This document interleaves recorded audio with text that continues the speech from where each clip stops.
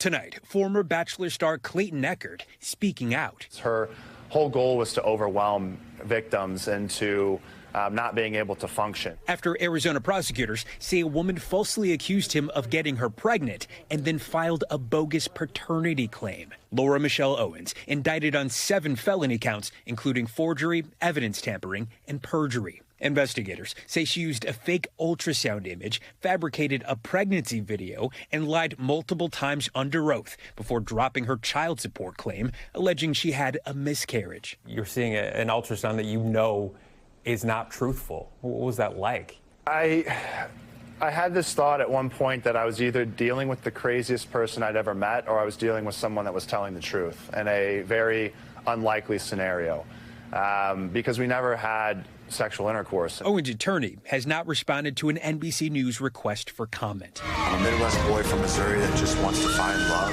Echard stealing hearts on season 26 of The Bachelor, but also catching flack for leaving the 2 finalists behind for another contestant who had already departed. I was in love with her,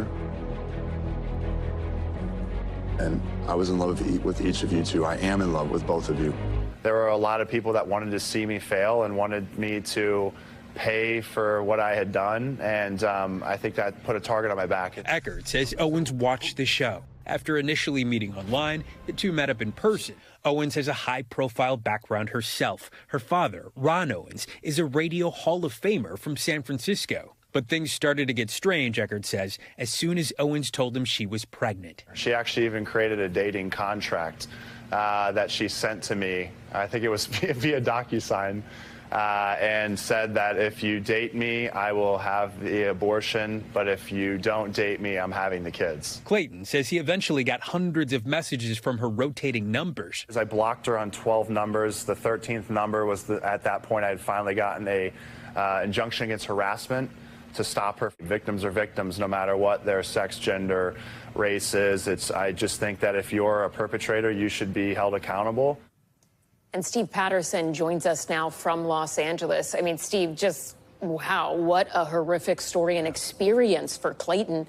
What is next for him? Do we expect him to testify in a criminal trial? You know, it's one of the last things I asked Echard. If he were to be asked to testify, would he? He said absolutely yes. I also asked, what's in the future after all of this? He said reality television still likely in his future, and he hinted at a possible documentary about the ordeal that he just went through. Ellison? Steve Patterson, thank you. Thanks for watching. Stay updated about breaking news and top stories on the NBC News app or follow us on social media.